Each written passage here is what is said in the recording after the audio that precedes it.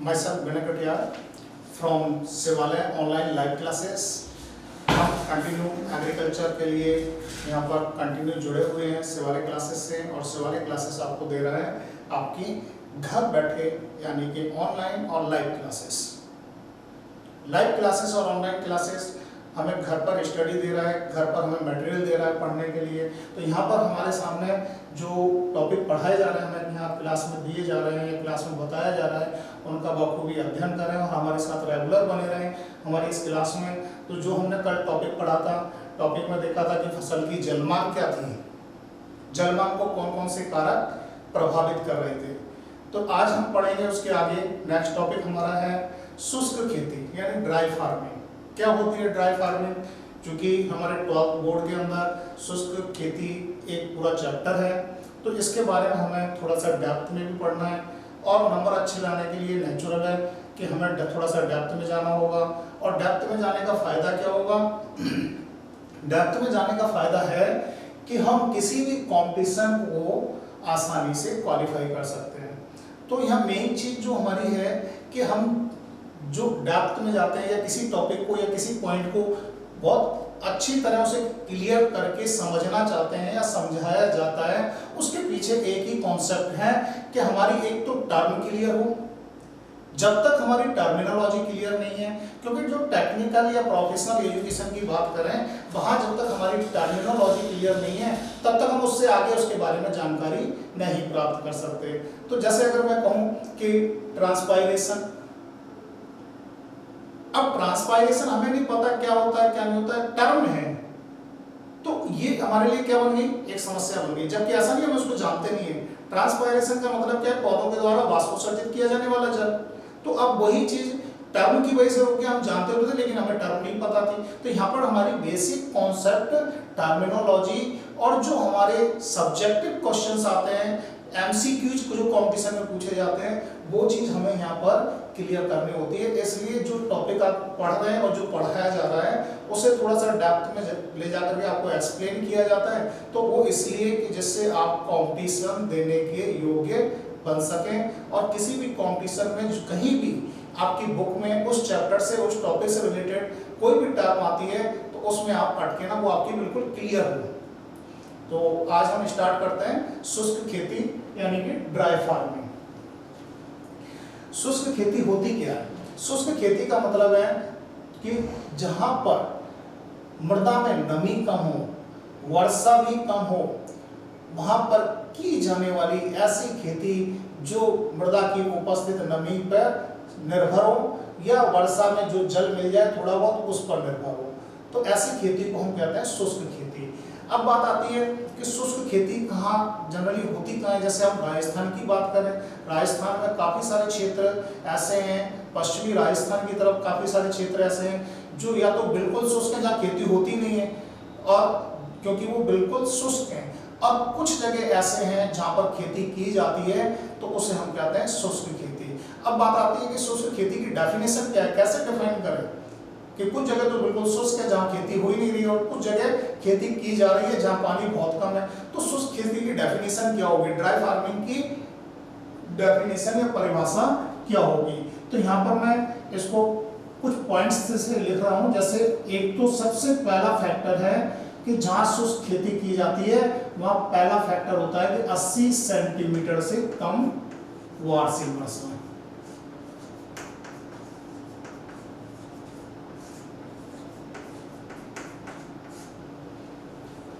1 centimetre का मतलब 10 mm, यानी कि अगर इसे mm में कन्वर्ट करें तो 800 mm।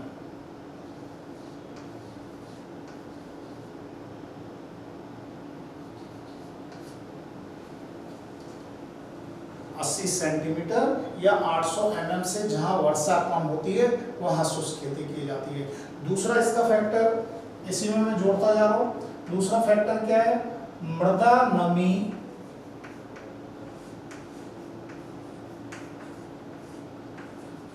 को संरक्षित करके,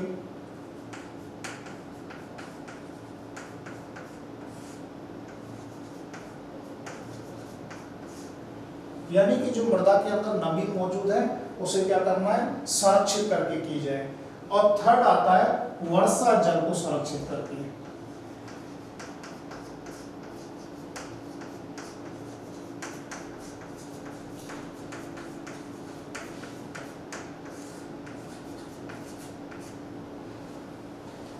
अब यहां पर अगर हम डेफिनेशन की बात करें तो इसकी परिभाषा क्या होगी? इसकी परिभाषा होगी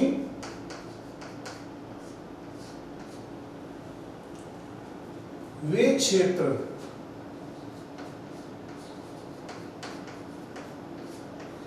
जहां वर्षा कितनी हो, 80 सेंटीमीटर से कम होती है,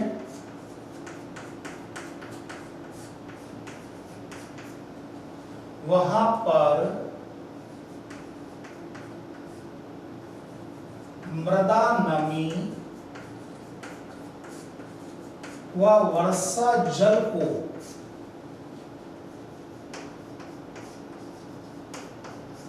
संरक्षित कर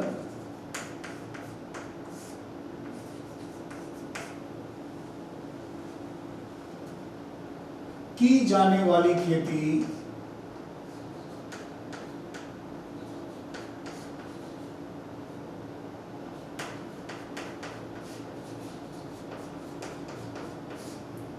शुष्क खेती कहलाती है।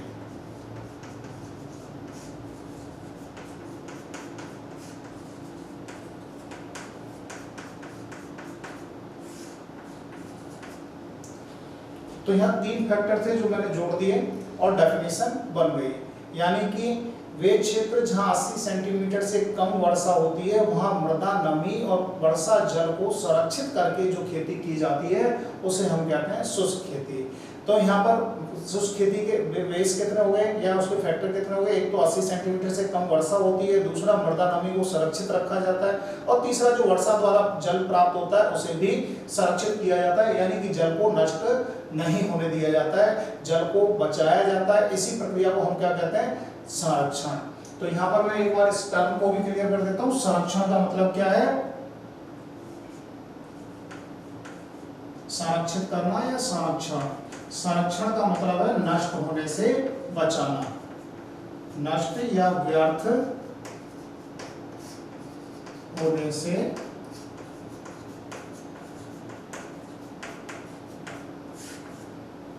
इस टर्म को इसलिए लिखा है क्योंकि हमारे आगे कुछ टॉपिक्स ऐसे आ जाएंगे या कभी चैप्टर्स में भी कई जगह यूज होगा मृदा संरक्षण, नमी संरक्षण, जल संरक्षण। तो इसका मतलब संरक्षण का मतलब क्या है?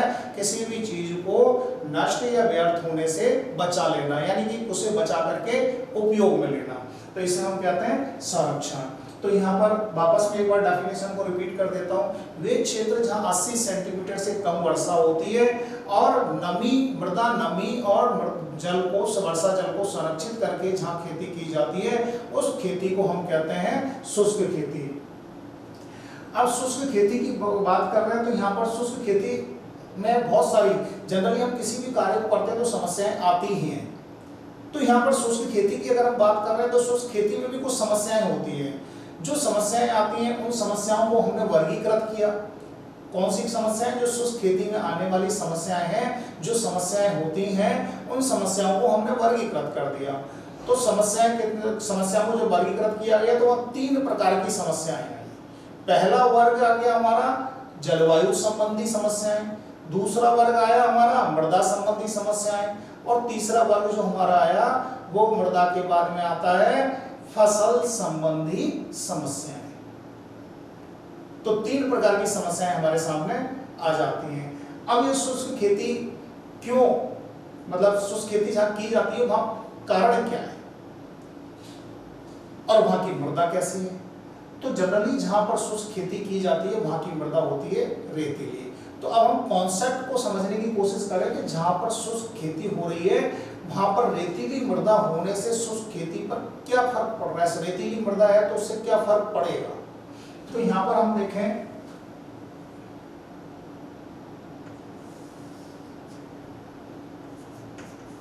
रेतीली या बलुई मृदा,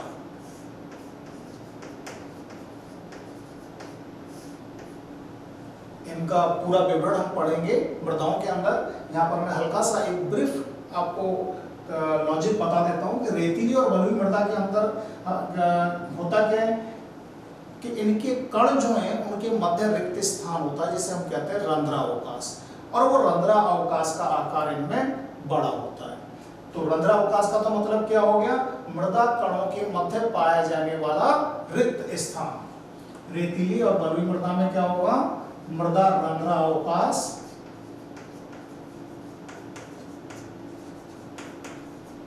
कैसे आकार के हैं, बड़े। जो मैं एरो ऊपर की तरफ लगा रहा हूं बड़ा या ज्यादा के लिए होगा, और जो नीचे की ओर लगा रहा हूं कम या छोटे के लिए होगा। तो यहाँ पर रंध्रावकाश कैसे हैं, बड़े। तो इनमें दूसरी इसकी विशेषता क्या है, रेतीली बलुई मृदा की जल धारण क्षमता कम होना।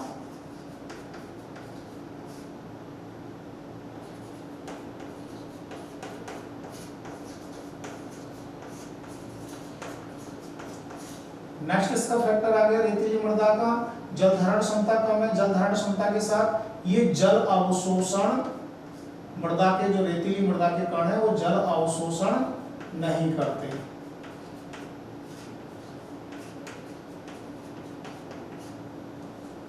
और इसी के विपरीत अगर हम क्ले मृदा की बात करें तो क्ले मृदा में क्या होगा, रंध्रावकाश कैसे होंगे, रंध्रावकाश छोटे होंगे लेकिन संख्या में अधिक होंगे। यहां पर संख्या में क्या होंगे, क्योंकि बड़े हैं तो संख्या में कम होंगे, तो रंध्रावकाश संख्या में कम होंगे। और इसके बाद में इसकी बात करें कि जल धारण क्षमता,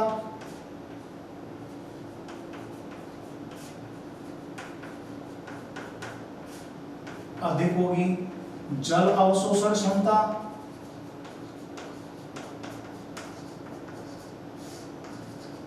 वो भी अधिक होगी।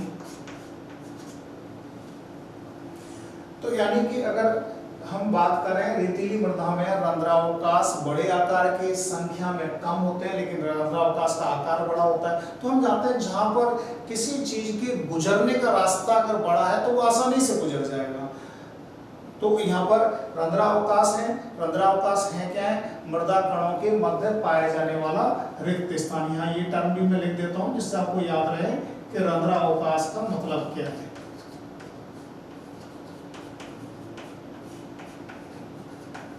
मृदा कणों के मध्य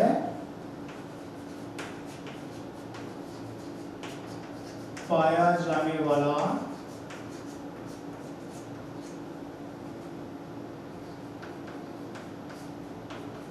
रिक्त स्थान।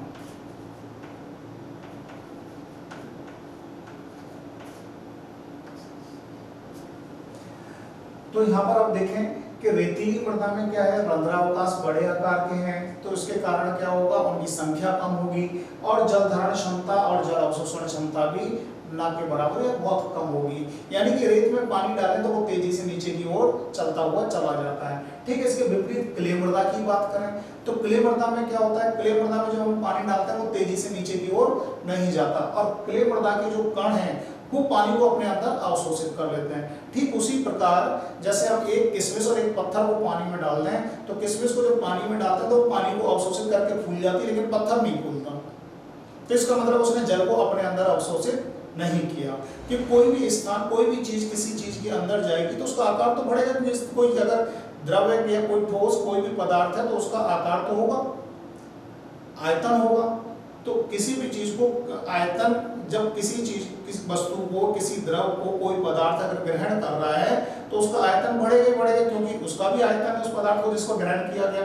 तो यहाँ पर भी किशमिश का आकार बढ़ने का कारण क्या है कि पानी का कुछ आयतन था और वो आयतन जब उसने पानी को एब्जॉर्ब किया तो वो आयतन किशमिश के अंदर चला गया और उसका आकार या आयतन में वृद्धि हो गई। यहाँ पर भी रंध्रावकाश क्ले मृदा के कण होते हैं, जब वो पानी को अपने अंदर अवशोषित करते हैं तो वो फूल जाते हैं। जबकि क्ले मृदा, वो बलुई मृदा के अंदर ऐसा नहीं होता क्योंकि वो जल का अवशोषण करते नहीं। अब मृदा की जल धारण क्षमता क्यों अधिक है क्ले मृदा की, क्योंकि वो अपने अंदर अवशोषित कर लेते हैं। और रेतीली मृदा क्या करती है, वो अपने अंदर अवशोषित नहीं कर पाती बल्कि सिर्फ अपने सतह पर कुछ पानी को रोक लेती है। तो जिसके कारण इसका जो जल धारण क्षमता है वो कम है। दूसरी तरफ अगर मैं बात करूं कि आपने देखा होगा कई बार जो मुल्तानी मिट्टी जिसे कहते हैं उसे अगर पानी डाल दें तो वो फूल जाती है। क्यों? क्योंकि वो क्ले मृदा का रूप है और उसके कण पानी को अपने अंदर अवशोषित कर लेते हैं।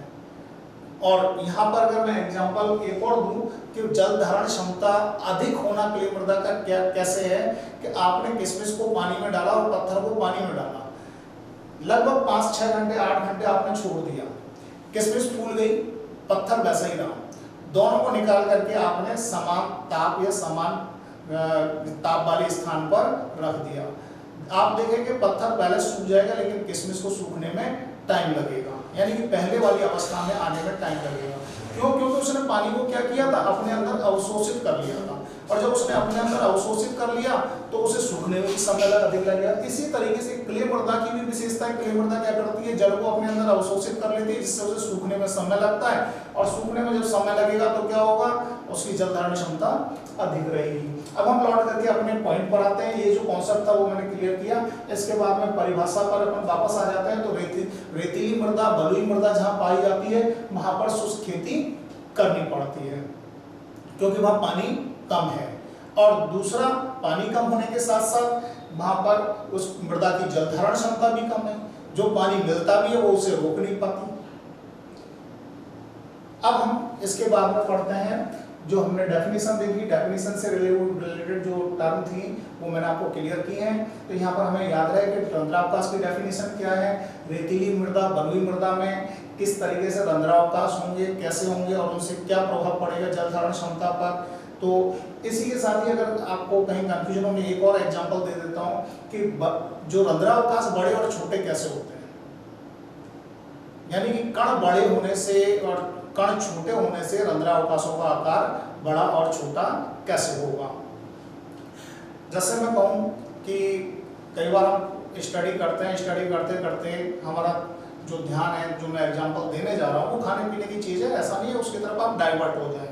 थोड़ा सा हो सकता है कि आपको लगेगा सर खाने पीने वाली चीज़ों को आगे, तो मैं बताऊँ कि अगर आपने बूंदी देखी होगी जिसके लड्डू बनते हैं, बूंदी को अगर आप डिब्बे में डालें तो 3, 4, 5 बूंदी के बीच में कुछ खाली स्थान होगा, वो खाली स्थान छोटा है, और उस डिब्बे में लड्डू की कंपैरिजन में बूंदी की जो संख्या होगी, जितने लड्डू भरे गए उनके कंपैरिजन में अगर बूंदी की बात करें तो बूंदी की संख्या ज्यादा होगी क्योंकि बूंदी छोटी है और उनके बीच में जो रिक्त स्थान है वो छोटा है। जब लड्डू को आप डालेंगे उसी डिब्बे में तो 4-5 लड्डुओं के बीच में जो खाली स्थान होगा वो बूंदी में था रिक्त स्थान उसकी तुलना में बड़ा होगा। अब जब रंध्रावकाश बड़ा हुआ किसके कारण हुआ, क्योंकि लड्डू का आकार बड़ा था बूंदी की तुलना में, तो वहां पर क्या हुआ, रंध्रावकाश बड़े भी हो गए, तो उससे क्या हुआ, उसकी संख्या भी कम हो गई। बूंदी के बीच में रंध्रावकाश छोटे थे लेकिन उनकी संख्या अधिक थी। तो इसी तरीके से ये रेतीली और बलुई मृदा की बात करें या क्ले मृदा की बात करें तो इनके कणों के आकार बड़े होने पर रंध्रावकाश बढ़ जाते हैं, और इनके कणों के आकार अगर छोटे हैं मृदा के तो रंध्रावकाश छोटे हो जाते हैं, जिससे संख्या में वृद्धि हो जाती है और आकार में कमी हो जाती है। तो इसी तरीके से ये जो मैंने एग्जांपल बताया ये इसी तरीके से इस पर लागू होता है। अब हम अगला इसका पॉइंट पढ़ते हैं कि शुष्क कृषि की समस्याएं क्या है। शुष्क खेती की समस्याएं,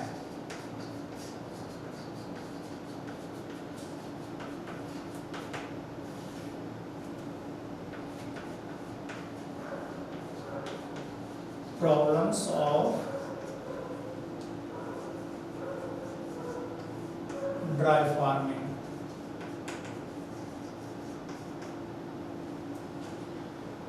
शुष्क खेती की जो समस्याएं, जितनी भी शुष्क खेती से जुड़ी हुई समस्याएं हैं उनको हमने वर्गीकृत किया है। वर्गीकृत करने में हमने उनके 3 फैक्टर बनाए वर्गीकृत करके।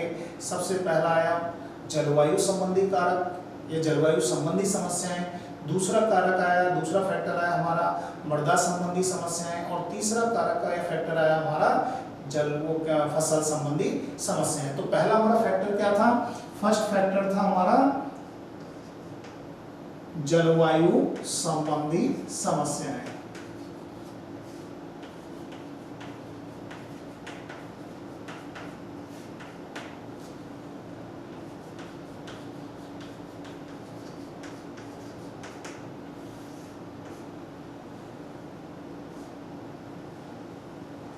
जलवायु संबंधी समस्या का मतलब है कि जलवायु से जुड़ी हुई जो भी समस्याएं हमारी हैं शुष्क खेती में वो क्या क्या है। तो वो उसमें पहला फैक्टर हम इसका पढ़ेंगे, पहला जो कंटेंट है वो है अपर्याप्त वर्षा।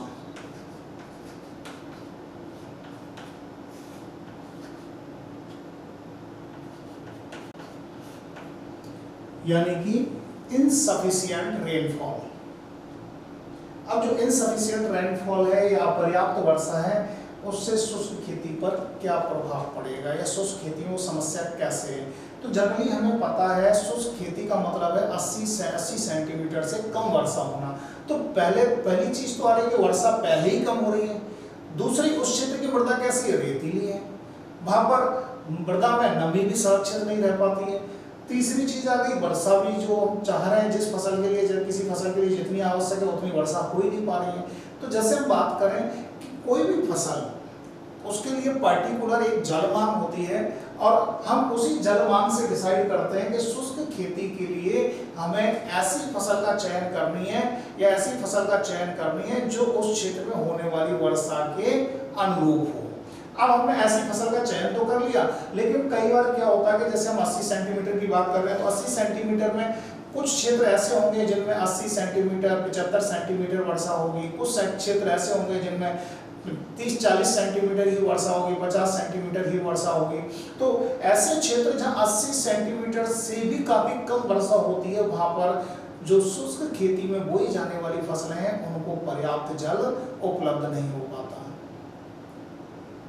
तो ऐसी स्थिति जहां पर 80 सेंटीमीटर की बात कर रहे हैं, 80 सेंटीमीटर के कंपैरिजन में 50 सेंटीमीटर भी जल उपलब्ध नहीं हो पा रहा है तो वहां फसल उगाना या शुष्क खेती करना समस्या बन जाता है। तो हमारी पहली समस्या क्या है, वर्षा का अपर्याप्त होना। तो यहाँ पर वर्षा का अपर्याप्त होना। दूसरा समस्या आती है वर्षा के बाद में कि वर्षा तो अपर्याप्त है ही है, वर्षा अपर्याप्त होने के साथ साथ दूसरी आ गई अधिक तापमान होना।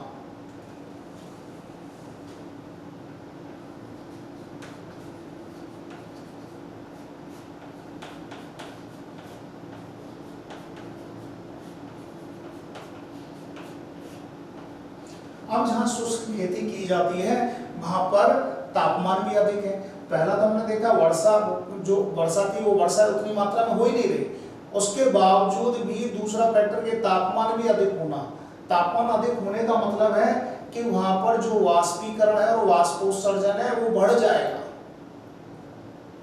तापमान अधिक होने से क्या होगा, वाष्पोत्सर्जन और वाष्पीकरण बढ़ जाएगा। वाष्पोत्सर्जन किससे होगा, पिछली क्लासों में मैंने बताया था वाष्पोत्सर्जन तो होगा पौधों द्वारा, और वाष्पीकरण किससे होगा, निर्जीव चीजों से यानी कि मृदा सतह से। अधिक तापमान होने से इन दोनों चीजों में वृद्धि हो गई। अब इसको रोकने के लिए हमें, अगर हम शुष्क खेती कर रहे हैं तो हमें इन पर ध्यान देना होगा। जैसे अपर्याप्त वर्षा था तो इसके लिए हम क्या करें, जो भी वर्षा होती है वर्षा जल का क्या करें, संरक्षण करें।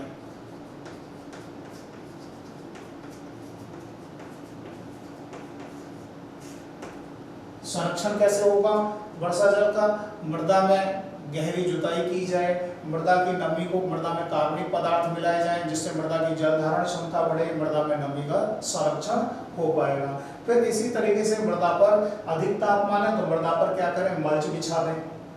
मल्चिंग से क्या होगा, मृदा ताप, जो सूर्य का ताप है वो मृदा के सीधे संपर्क में नहीं आएगा और मृदा का ताप नहीं बढ़ेगा। मृदा का ताप नहीं बढ़ेगा तो वाष्पीकरण नहीं बढ़ेगा। दूसरा, वाष्पोत्सर्जन की बात करें तो पौधों पर कुछ ऐसे पदार्थों का छिड़काव कर दिया जाता है जिससे उसके कुछ हद तक तो रंध्रावकाश बंद हो जाते हैं और कुछ प्रकाश को वो परावर्तित कर देते हैं, जिससे जो तापमान है उसका प्रभाव पौधे पर कम हो जाता है और वाष्पोत्सर्जन में कमी लाता है। तो यहाँ पर हम मल्च का उपयोग करके क्या कर सकते हैं, तापमान को नियंत्रित कर सकते हैं, किसके, मृदा के। दूसरा, इसकी जगह हम क्या कर सकते हैं, मल्च के अलावा भी कार्बनिक पदार्थों का उपयोग करके,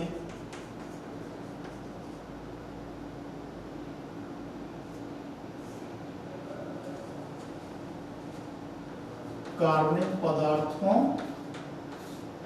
का उपयोग करके। कार्बनिक पदार्थ का मतलब क्या हो गया? कार्बनिक पदार्थ का मतलब हो गया कंपोस्ट खाद,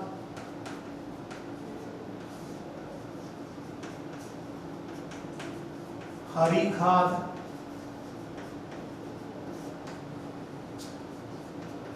FYM, वर्मी कंपोस्ट आदि। इस तरह की जितनी भी जीवों के अंश वाली खाद है या जीवों से प्राप्त होने वाली खाद है, उन खादों का अगर हम मृदा के अंदर उपयोग करें तो इससे मृदा ताप का नियंत्रण होता है, क्योंकि ये खादें कैसी हैं?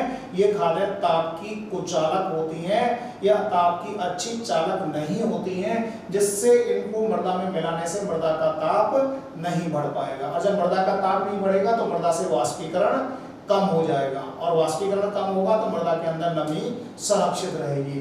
तो यहाँ पर हमें ध्यान रखना है कि अधिक ताप अगर उस खेती में हमारी समस्या है तो वहां पर हम एक तो मल्च का उपयोग कर सकते हैं, दूसरा कार्बनिक पदार्थों का उपयोग कर सकते हैं। और पौधों द्वारा जब वाष्पीकरण वाष्पोत्सर्जन हो रहा है, वहां पर पौधों पर हम ऐसे रसायनों का छिड़काव करें जिससे पौधे के रंध्रावकाश भी बंद हो। सारे रंध्रावकाश बंद नहीं कर रहे, लेकिन कुछ हद तक उसके रंध्रावकाश बंद हो जाएं। दूसरी तरफ कुछ ऐसे रसायनों का छिड़काव करना जिससे प्रकाश अवशोषित ना होकर के परावर्तित हो जाए, यानी पत्तियों के रंग को हल्का करने वाला या पत्तियों को सफेद रंग प्रदान करने वाला। जैसे कई बार हमने देखा होगा, हम दीवार को काला कर दें तो वो जल्दी गर्म होती है, और दीवार को सफेद कर दें तो वो देर से गर्म होती है, यानी उसका तापमान ज्यादा नहीं बढ़ता। गर्मी में भी हमने देखा होगा, बाइक वगैरह, गाड़ियों वगैरह की जो काली सीट होती है वो बहुत तेजी से गर्म हो जाती हैं, और उसी की तुलना में अगर हम बात करें व्हाइट या लाइट कलर की सीटें तो वो उतनी गर्म नहीं होती। तो जितना डार्क कलर होगा वो तापमान का उतना अधिक अवशोषण करता है, और जो लाइट कलर होगा वो तापमान का उतना ही परावर्तन कर देता है, जिससे वो गर्म नहीं हो पाता या गर्म कम होता है। तो यहाँ पर भी हम पौधों के ऊपर क्या करें, ऐसे पदार्थों का छिड़काव करते हैं जो प्रकाश परावर्ती होते हैं, जिससे प्रकाश पत्तियों द्वारा अवशोषित नहीं होगा, अधिकतम प्रकाश परावर्तित हो जाएगा। तनों पर जैसे चूने का घोल लगा दिया जाता है, उससे क्या होगा, प्रकाश परावर्तित हो जाता है। तो दूसरा फैक्टर क्या हो गया, अधिक तापमान का होना। तीसरा फैक्टर आता है जलवायु संबंधी कारक में वायु गति तेज होना।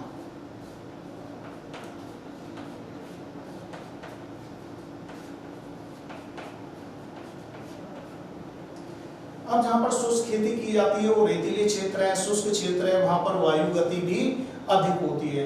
वायु गति को हम कैसे नियंत्रित करें? तो वायु गति को नियंत्रित करने के लिए बहुत जरूरी है कि हम ऐसे साधनों का उपयोग करें जो कम खर्चीले हो और किसी हद तक हमारे लिए लाभदायक भी हो, या हमें उनसे कोई फायदा भी मिल रहा हो। तो वायु गति को कम करने के लिए जिन साधनों का हम उपयोग करते हैं उन्हें हम कहते हैं वायु अवरोधक।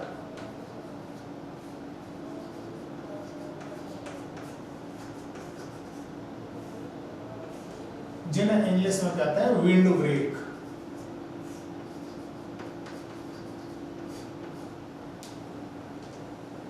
अब ये होते क्या है विंड ब्रेक? तो ये टर्म जरूर समझ लें, विंड ब्रेक का मतलब क्या है। विंड ब्रेक का मतलब है वे पौधे, इसकी मैं डेफिनेशन बता रहा हूं, वे पौधे जो वायु की गति में, पौधे भी हो सकते हैं, अन्य सामग्री भी हो सकती है। तो यहाँ विंड वायु अवरोधक वृक्ष की बात कर रहे हैं, वे पौधे जो वायु की गति में अवरोध उत्पन्न करते हैं,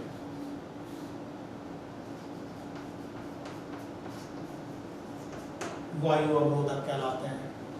तो ऐसे पौधे, बड़े बड़े वृक्ष, बड़े बड़े पौधे, सघन पौधे क्या किया जाता है, वायु के मार्ग में लगा दिए जाते हैं। जो वायु, जब वायु उससे आकर के टकराती है तो टकराने पर क्या होगा, जहां पौधे लगे वहां तो वाष्पोत्सर्जन भी हो रहा है पौधों के द्वारा, तो जैसी वायु उससे टकराएगी तो क्या होगी, वायु की गति कम हो गई, और टकराने के बाद में वहां पर नमी थी पौधों के कारण, तो उससे क्या हुआ, वायु का तापमान भी कम हुआ।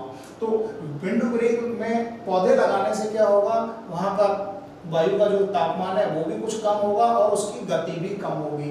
अतः हम किसका उपयोग कर सकते हैं, विंड ब्रेक का उपयोग कर सकते हैं, किसके लिए, वायु की गति को धीमा करने के लिए। नेक्स्ट है, ये किस तरफ लगाए जाते हैं, पश्चिम दिशा में लगाए जाते हैं जहां से गर्म हवाएं या लू आती हैं, यानी कि खेत के पश्चिम दिशा में इनको लगा दिया जाए तो इससे आने वाली गर्म हवाएं या लू का प्रभाव इन पर फसलों पर कम हो जाएगा। यानी कि हमने ये लगा दिया विंड ब्रेक, तो इससे क्या होगा, वायु की गति भी धीमी हो गई, वायु का तापमान भी कम हो गया। इससे क्या होगा, जब तापमान और गति धीमी हो गई तो वाष्पीकरण और वाष्पोत्सर्जन भी कम हो जाएगा। यहाँ पर क्या होगा, इससे वाष्पीकरण यानी कि मृदा से जल की हानि और वाष्पोत्सर्जन, पौधे से जल की हानि,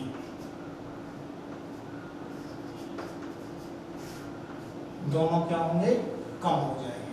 तो इस प्रकार हमारी जो वायु की गति तेज होना हमारे लिए जो समस्या है उसका हम समाधान इस तरीके से कर सकते हैं। तो तीसरा फैक्टर हमारा क्या हो गया, जलवायु संबंधी कारकों में वायु गति का तेज होना, यानी कि हमारी तीसरी समस्या किससे संबंधित, जलवायु से संबंधित समस्या, किसकी, शुष्क खेती की समस्या। तो शुष्क खेती की तीसरी समस्या, पहली समस्या क्या थी, जलवायु संबंधी अपर्याप्त वर्षा। दूसरी जलवायु संबंधी समस्या क्या थी, हमारी अधिक तापमान का होना। तीसरी हमारी समस्या क्या थी, वायु गति का तेज होना। नेक्स्ट है इसके बाद में हमारी वाष्पीकरण व वाष्पोत्सर्जन दर अधिक होना।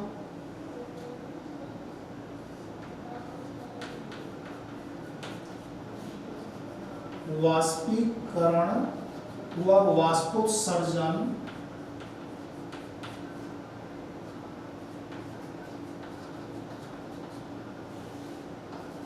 दर अधिक होना। अब यहाँ बात करें कि जो हमने तीन फैक्टर पढ़े, वायु की गति भी तेज है, तापमान भी अधिक है, तो इन दोनों फैक्टरों से क्या होगा, वाष्पोकरण और वाष्पोत्सर्जन और वाष्पीकरण तेज हो जाएगी। जैसे मैंने यहाँ बताया अभी, अगर हम वायु की गति को धीमा नहीं करते हैं तो हमारा वाष्पोत्सर्जन और वाष्पीकरण बढ़ जाता है। ठीक इसी प्रकार से अगर हमारे जो वाष्पोत्सर्जन और वाष्पीकरण की बात करें, जिन क्षेत्रों में वाष्पोत्सर्जन अधिक है या वाष्पीकरण अधिक है, वहां पर वायु गति तेज होने या तापमान के कारण क्या होगा, नमी की हानि तेजी से होने लगेगी। तो जिन क्षेत्रों में शुष्क खेती की जाती है वहाँ रेतीले क्षेत्र होते हैं, पौधे भी ऐसे लगे होते हैं कि जिनकी पत्तियां या तो सामान्य से बड़ी हैं या सामान्य हैं, तो बड़ी होने के कारण उनसे क्या वाष्पोत्सर्जन अधिक हो रहा है और मृदा से वाष्पीकरण रेतीली मृदा के कारण अधिक हो रहा है। तो चौथी समस्या जो हमारी थी इनसे संबंधित वो क्या है, वाष्पीकरण और वाष्पोत्सर्जन अधिक होना। किस कारण से, तापमान के अधिक होने से, और दूसरा तापमान अधिक होने से, वायु गति अधिक होना और तापमान अधिक होना। दो फैक्टर इसमें रोल अदा करते हैं कि वाष्पीकरण और वाष्पोत्सर्जन को कौन कौन बढ़ाता है, अधिक तापमान और तेज वायु गति। तो इनको हमें दो फैक्टर को रोकना है, तो ये चौथा फैक्टर हमारा अपने आप नियंत्रित हो जाएगा। तो इसके लिए हमें करना क्या होगा, ताप व वायु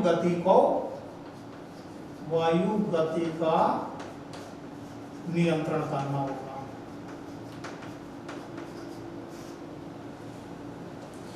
तो ये हो गए हमारे चार कारक जो हमारे किससे थे, जलवायु से संबंधित कारक थे।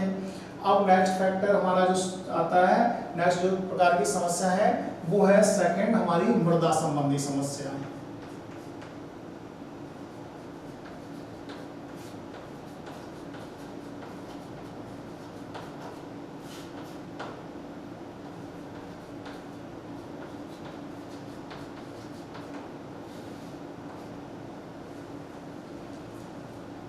मृदा संबंधी समस्याओं की हम बात करें तो मृदा संबंधी समस्याओं में जो मृदा से जुड़ी हुई समस्याएं हैं, शुष्क खेती में जो मृदा से जुड़ी हुई समस्याएं हैं वो हमारी समस्याएं अगर निराकरण उनका हो जाए, समाधान हो जाए तो हमारे लिए शुष्क खेती संभव हो सके।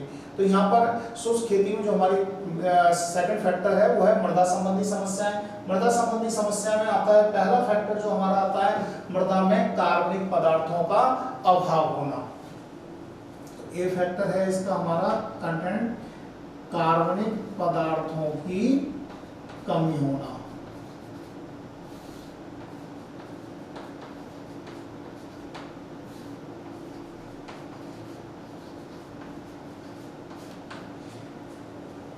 अब यहां देखें, जहां शुष्क क्षेत्र है, शुष्क खेती की जाती है, वहां पर क्या है, अधिक ताप है, नमी की कमी है और वायु गति तेज है। तो इनमें ऐसी स्थिति में क्या होगा, मृदा के अंदर जो जीवांश पदार्थ है, उस जीवांश पदार्थ को विच्छेदित करने के लिए किसकी आवश्यकता है, सूक्ष्म जीवों की आवश्यकता है। जब तापमान अधिक है, नमी की कमी है, तो ऐसी स्थिति में सूक्ष्म जीव मृदा के अंदर सर्वाइव नहीं कर पाएंगे और उनकी अनुपस्थिति में जितना भी कार्बनिक पदार्थ है वो ह्यूमस में परिवर्तित नहीं होगा।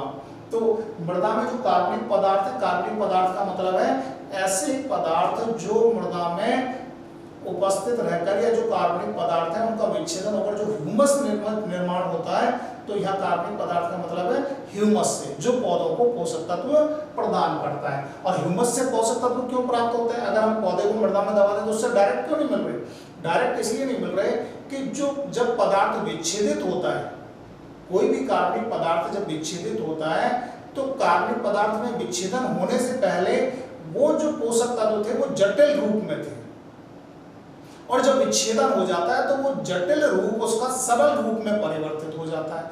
और पौधे की बात करें, चाहे मानव शरीर, जंतु शरीर की बात करें, कोई भी शरीर पोषक तत्वों को सरल रूप में ग्रहण करता है। तो यहाँ पर अगर हम बात करें कार्बनिक पदार्थ, तो कार्बनिक पदार्थ का मतलब क्या था, यहाँ मैं लिख करके बता देता हूं। कार्बनिक पदार्थ का मतलब है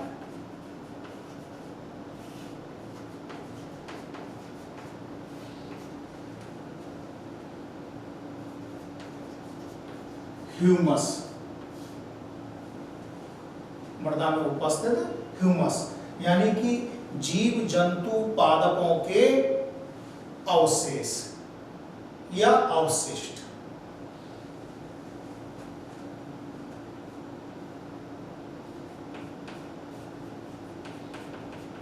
पौधों या जीव जंतुओं के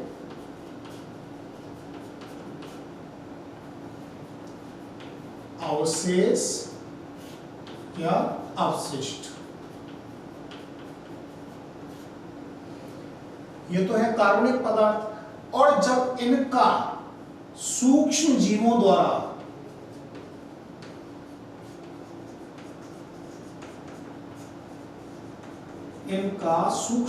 द्वारा विच्छेदन कर दिया जाता है, अपघटन कर दिया जाता है, तो ये किस में परिवर्तित हो जाते हैं, ह्यूमस में।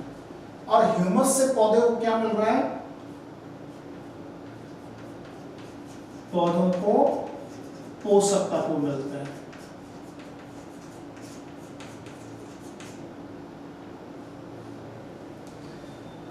तो ये चीज हमें ध्यान देनी है कि कार्बनिक पदार्थों की जब कमी होगी तो क्या होगा, कार्बनिक पदार्थ की कमी होगी तो मृदा में तापमान का नियंत्रण नहीं हो पाएगा, तापमान बढ़ जाएगा। तापमान बढ़ जाएगा तो जो सूक्ष्म जीव है, जो मृत जीव जंतुओं को विच्छेदित कर रहे हैं, वो सूक्ष्म जीव मृदा में सर्वाइव नहीं कर पाएंगे, और वो जितना कार्बनिक पदार्थ मृदा में मौजूद है वो ह्यूमस में परिवर्तित नहीं होगा, और ह्यूमस में परिवर्तित नहीं होगा तो पौधों को पोषक तत्व प्राप्त नहीं होंगे।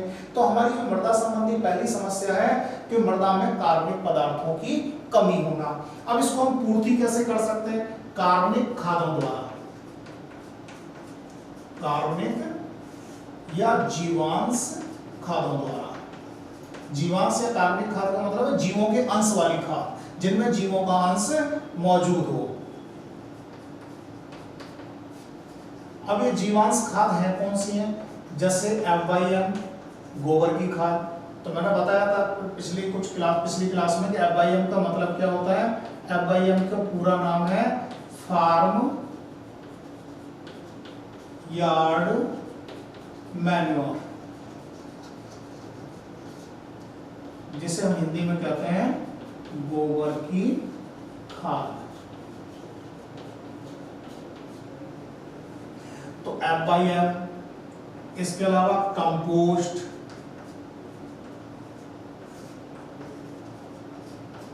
हरी खाद, इनका उपयोग करके मृदा में कार्बनिक पदार्थों की पूर्ति कर सकते हैं। अब कार्बनिक पदार्थ है, कार्बनिक पदार्थ का फायदा क्या होता है? कार्बनिक पदार्थ ताप का कुचालक होता है। कार्बनिक पदार्थ क्या है? ताप का कुचालक।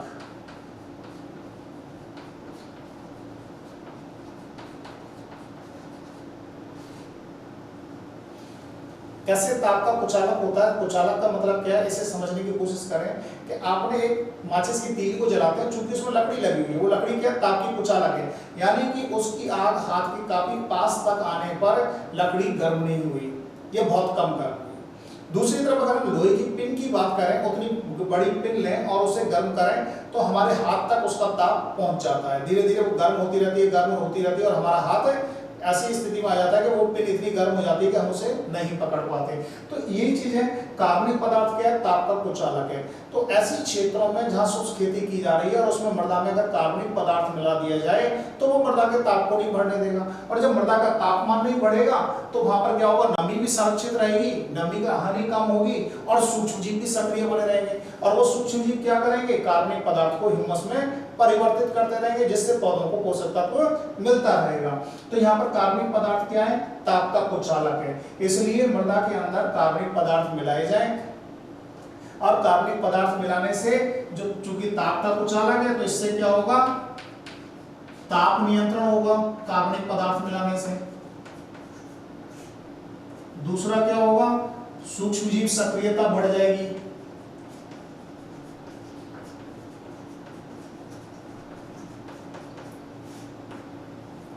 तीसरा क्या होगा?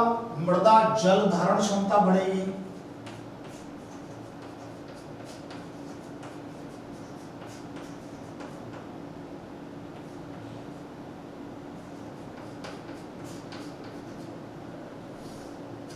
मृदा जल धारण क्षमता बढ़ने के बाद क्या होगा? जैसे मृदा जल धारण क्षमता बढ़ गई, इसके अलावा क्या होगा? मृदा उर्वरता में वृद्धि होगी।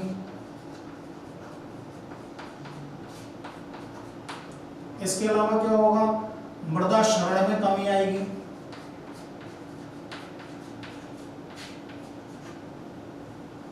यानी कि कार्बनिक पदार्थ की कमी होने से ये सारे फैक्टर नहीं हो पाते, इसलिए उस मृदा की उत्पादकता या उर्वरता कम हो जाती है। यानी कि जब हम जीवांश खादों या कार्बनिक खादों का उपयोग नहीं करते या मृदा में कार्बनिक पदार्थों की कमी होती है तो मृदा का तापमान बढ़ने लगता है, यानी ताप नियंत्रित नहीं हो पाता, सूक्ष्म जीवों की सक्रियता खत्म हो जाती है, मृदा की जल धारण क्षमता खत्म हो जाती है, मृदा उर्वरता कम हो जाती है, और मृदा क्षरण बढ़ जाता है। तो इस प्रकार से कार्बनिक खादों का अगर हम उपयोग करते हैं, मृदा में कार्बनिक पदार्थ होता है, तो इनका नियंत्रण किया जा सकता है।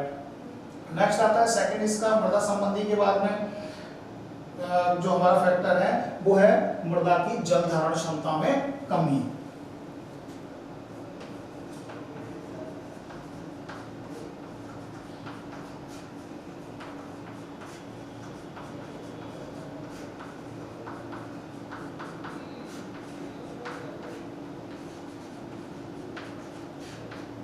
मृदा की जल धारण क्षमता में कमी, यानी कि जो मृदा है उसमें, क्योंकि रेतीली मृदा है ज्यादातर, यह बलुई मृदा है, और हमने अभी देखा कि उस मृदा में क्या होंगे?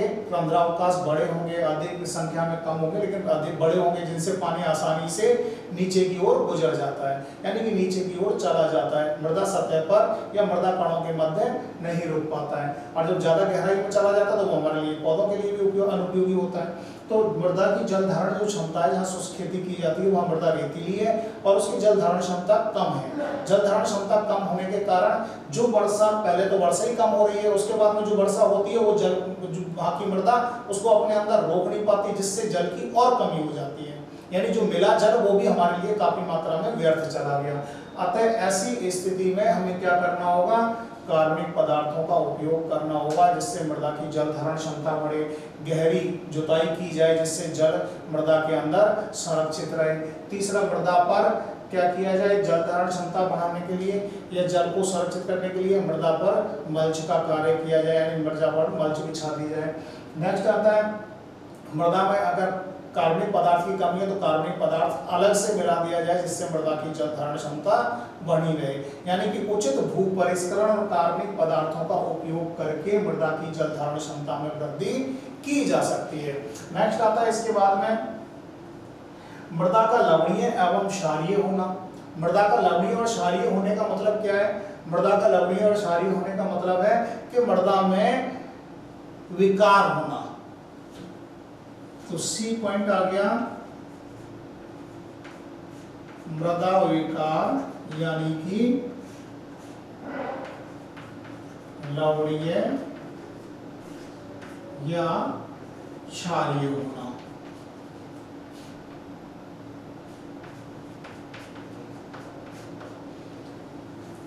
अब मृदा लवणीय है, जल की कमी है, तो मृदा के लवण कैसे हटाए जाए? मृदा लवण होते क्या है? मृदा सतह पर जब हमें नमक जैसी पदार्थ की सफेद परत दिखाई देने लगती है तो उसे हम कहते हैं लवण।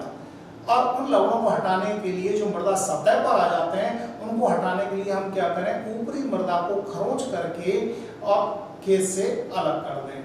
इससे हमें मृदा का तो लॉस होगा, लेकिन जो मृदा हमने हटा दिया उसमें पानी तो हमारे पास था ही नहीं जिससे हम कंट्रोल कर पाए। तो हमने क्या किया? ऊपरी मृदा को यांत्रिक तरीके से स्क्रैप करके उसे हटा दिया, जिससे लवण हमारे अलग हो गए।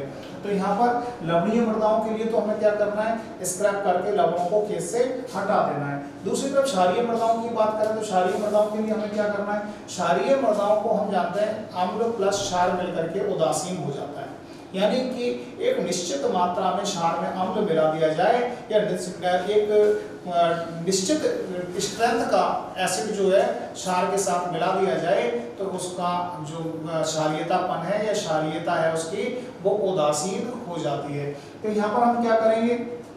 जो हमारे क्षारीय मृदा है उनमें हम किसका उपयोग करेंगे? अम्लीय उर्वरकों का उपयोग करें।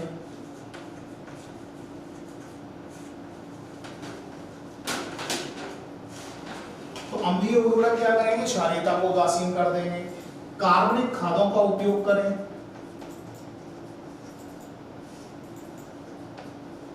कार्बनिक खाद क्या करेगी? कार्बनिक अम्ल उत्पन्न करेगी।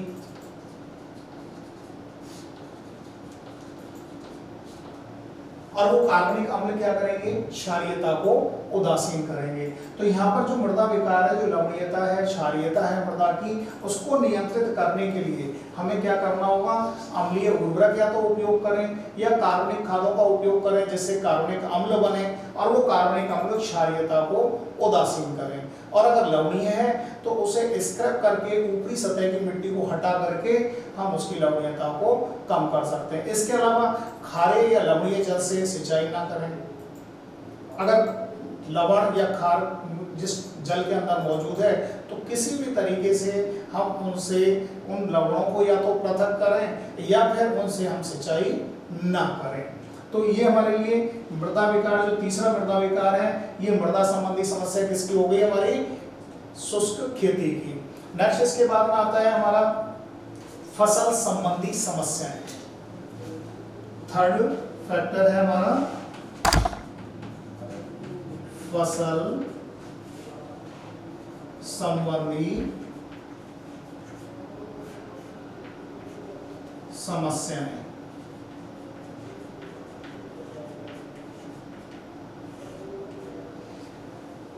फसल संबंधी समस्या का मतलब है कि फसल से रिलेटेड ऐसे कौन कौन से कंटेंट्स हैं, कौन कौन से अवयव हैं जो फसल संबंधी समस्याएं भी शुष्क खेती में उत्पन्न करते हैं। तो यहाँ पर हमारा जो पहला फैक्टर आता है वो है लंबी अवधि वाली फसल की किस्मों का चयन।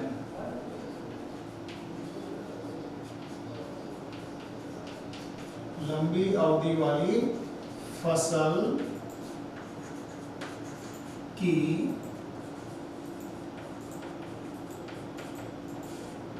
किस्मों का चयन। जब लंबी अवधि वाली फसलों की किस्मों का हम चयन करते हैं तो इसका मतलब क्या है कि हमें जल की अधिक आवश्यकता पड़ती है और हमारे पास शुष्क खेती में है क्या है? जल कम। इसको मैं एक तरह से ये भी कह सकते हैं अपन कि अगर हमें 4 दिन के लिए पानी स्टोर करना और एक दिन के लिए स्टोर करना तो किसके लिए हमें ज्यादा जरूरत पड़ेगी? 4 दिन के लिए। कि लंबे समय जो समय है वो लंबा है तो अधिक पानी की आवश्यकता है। इसी तरीके से कोई भी फसल या किसी फसल की किस्म को हम ऐसा चयन कर लेते हैं जिसकी अवधि अधिक है तो उसकी जल मांग भी अधिक हो जाती है। तो यहाँ पर अगर हम बात करेंगे दो चीजें आई, एक तो फसल और दूसरा किस्म। अगर हमने ऐसी फसल का चयन किया है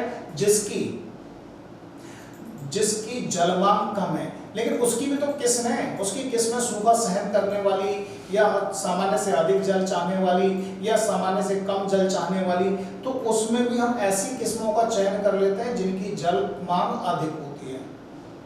और ऐसी स्थिति में जो फसल शुष्क खेती की जाती है, जल मांग पूरा ना होने पर वो फसल हमें पर्याप्त उत्पादन नहीं दे पाती है। तो यहाँ पर लंबी अवधि वाली जो फसलें हैं उनकी भी ऐसी किस्मों का चयन किया जाए जिनका जो सूखे के प्रति सहनशील हो या सूखे के प्रति प्रतिरोधी हो, दूसरा कीट रोग के प्रति कम प्रकोप वाली हो या उन पर प्रकोप ना हो। ऐसी फसलों का जब हम चयन करते हैं तो हमारी जो शुष्क खेती है उसमें हमें संभवतः कुछ उत्पादन मिल जाता है। तो लंबी अवधि वाली फसलों की किस्मों का चयन करना भी हमारी एक समस्या है। सेकंड हमारा आता है उर्वरकों के उपयोग में कमी, यानी कि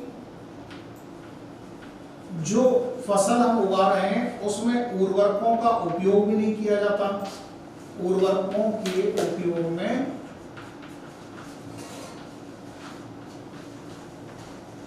कमी, जो हम उर्वरक उपयोग कर रहे हैं उनकी मात्रा या उन्हें कम मात्रा में उपयोग करना है जिससे हमें भरपूर उत्पादन नहीं मिल पाता है।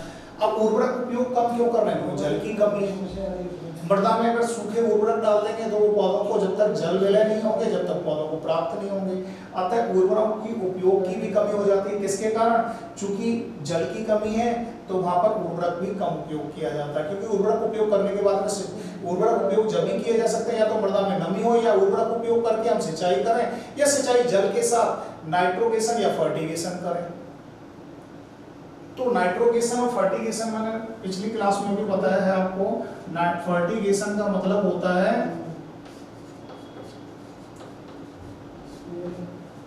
सिंचाई जल के साथ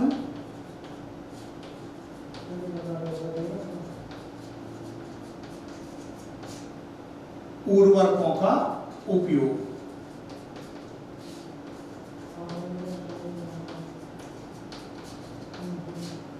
और नाइट्रोगेशन का मतलब होता है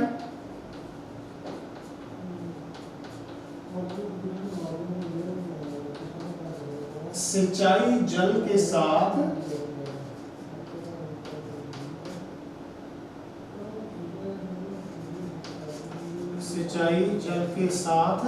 नाइट्रोजनीय उर्वरकों का उपयोग।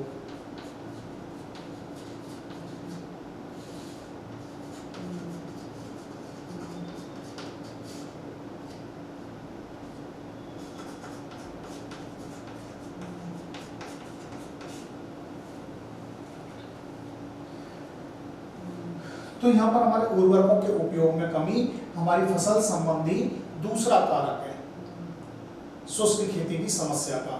नेक्स्ट आता है इसके बाद में उर्वरकों का कम उपयोग, पौध संरक्षण पर ध्यान न देना। सी फैक्टर है पौध संरक्षण पर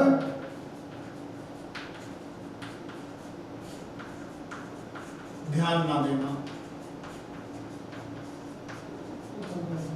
यानी कि पौध संरक्षण का मतलब क्या है? पौध सुरक्षा। पौध सुरक्षा हम किससे? कीट, रोग, पोषक तत्व, जंतु या जानवर या पक्षी और प्रतिकूल परिस्थितियां।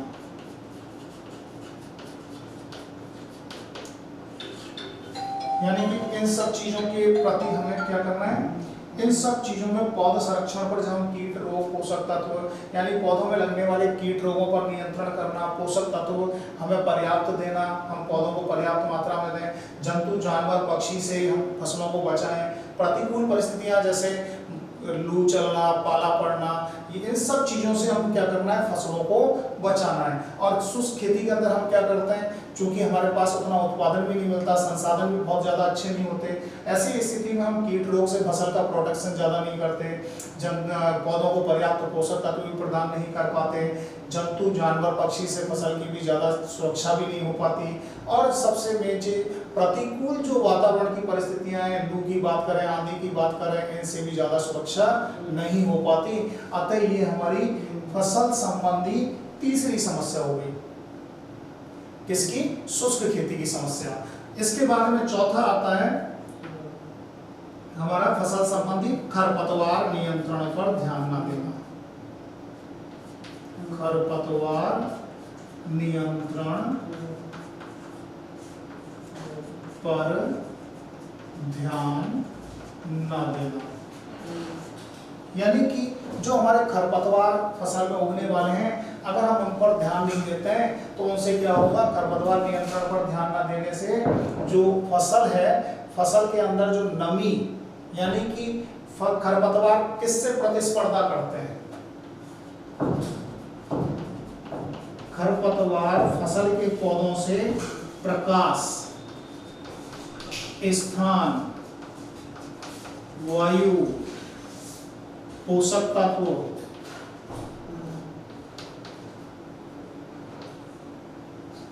और नमी, इन 5 चीजों के लिए मुख्य फसल से या फसल के पौधों से लड़ते हैं, जिसमें जीतते भी खरपतवार है, क्योंकि इनकी क्षमता फसल के पौधों की तुलना में अधिक होती है। अतः ऐसी स्थिति में खरपतवार के जितने पौधे हैं, अगर वो फसल में उगाते हैं तो वो इन सब चीजों को अपने अंदर एब्जॉर्ब कर लेते हैं, जिससे फसल को ये बहुत कम मात्रा में प्राप्त होते हैं। तो इससे क्या होगा, खरपतवार की वृद्धि तो अच्छी हो जाती है और फसल की वृद्धि कमजोर हो जाती है, तो जिससे हमें उत्पादन में कमी आ जाती है, यानी उत्पादन हमें पर्याप्त नहीं मिल पाता।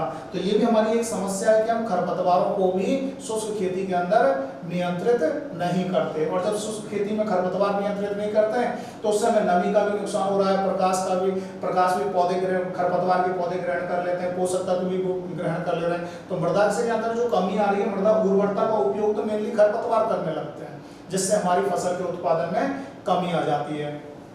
तो इस प्रकार से हमारा जो खरपतवार नियंत्रण है वो चौथी समस्या है फसल संबंधी शुष्क खेती की। यानी शुष्क खेती की समस्याओं को मैं एक बार ब्रीफ में वापस इंट्रोड्यूस कर देता हूँ। शुष्क खेती की पहली समस्या है जलवायु संबंधी समस्याएं। जलवायु संबंधी समस्याओं में है अपर्याप्त वर्षा, फिर अधिक तापमान का होना, वायु गति का अधिक होना और वाष्पीकरण का अधिक होना।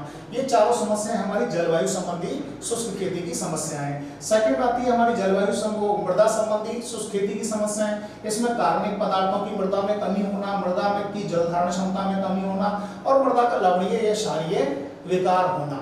फिर इसके बाद में थर्ड हमारी जो फैक्टर आता है शुष्क खेती की जो थर्ड समस्या है वो फसल संबंधी समस्या है। और फसल संबंधी शुष्क खेती की समस्याओं में पहला है लंबी अवधि वाली फसल की किस्मों का चयन करना।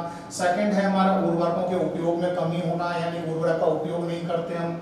फिर इसके बाद में यह बहुत कम करते हैं। फिर इसके बाद में पौध संरक्षण, कीट, जीव जंतुओं, रोग और इसके अलावा प्रतिकूल परिस्थितियों से भी हम पौधों का संरक्षण प्रदान नहीं कर पाते। और चौथी समस्या आती है हमारी फसल संबंधी शुष्क खेती की समस्या, खरपतवार नियंत्रण पर ध्यान नहीं दिया जाता। अब ऐसी जो स्थितियां हैं, जो हमारी ये परिस्थितियां हैं, ये हमारी क्या है, सारी शुष्क खेती की समस्या है। अब अगर हमें इनसे निराकरण पाना है तो हमें क्या करना होगा, इनका समाधान ढूंढना होगा। जैसा कुछ जगह मैंने बीच में बताया है, वो समस्याओं का समाधान अगर हम कर लेते हैं तो किसी हद तक शुष्क खेती से हम ठीक फसल या औसत फसल का उत्पादन प्राप्त कर लेते हैं। तो हमें ध्यान क्या देना है, इनकी समस्या पर, समस्या के बाद में इनके निराकरण पर। तो शुष्क खेती में आज हमने जो पढ़ा है वो क्या था हमारा, शुष्क खेती की समस्याएं। एक तो शुष्क खेती है क्या है, शुष्क खेती की समस्याएं क्या हैं, उन समस्याओं से जुड़े कुछ टर्म हमने पढ़े और उनसे रिलेटेड जो टर्म हमारे काम में आने वाले थे वो मैंने साइड में लिखे हुए हैं। आप हमारी क्लास जो साइड में लिखे हुए टर्म्स हैं इनको आपको याद करना है, इनको आपको समझना है। कहीं कोई प्रॉब्लम आती है तो आप उसे कमेंट करें। ये सारे जो टॉपिक्स आपको पढ़ाए जा रहे हैं ये आपके 12th प्लस जेट सुपरवाइजर और ICR से रिलेटेड भी हैं। क्योंकि ये आपका पूरा टॉपिक या पूरा चैप्टर्स जो आपको पढ़ाए जा रहे हैं ये वही पढ़ाए जा रहे हैं जो जेट में भी दिए हुए हैं और जो 12th में भी दिए हुए हैं। तो इससे आपका 12th प्लस जेट और आईसीआर और सुपरवाइजर तीनों चीज कवर हो रहा है। तो आप इन तीनों चीजों को, क्योंकि हम आपको प्रिपेयर कर रहे हैं ना केवल 12th के लिए, 12th के साथ साथ आपकी वो प्रिपरेशन भी जो सुपरवाइजर और जेट और आईसीआर के लिए जरूरी है। तो यहाँ पर हमने जो डिस्क्रिप्शन पढ़ा, डिस्क्रिप्शन के साथ में कुछ टर्म्स थी वो हमने क्लियर की। क्यों? क्योंकि हमें कंपटीशन में सफल होना, हम जानते हैं कि 12th के बाद हमें जेट या आईसीआर देना है और हम यही हमारे पास टाइम है कि हम 12th के साथ साथ भी अपनी जेट की भी प्रिपरेशन करते जाएं, क्योंकि ये सिलेबस हमारा 12th में भी है और उसी सिलेबस को थोड़ा सा हम क्लियर करके चलें, उसके कॉन्सेप्ट क्लियर करके चलें तो हमारा आगे का पोर्शन भी क्लियर हो जाता है। तो हमारे साथ बने रहें और कंटिन्यू रहें क्लास में। Okay, good bye.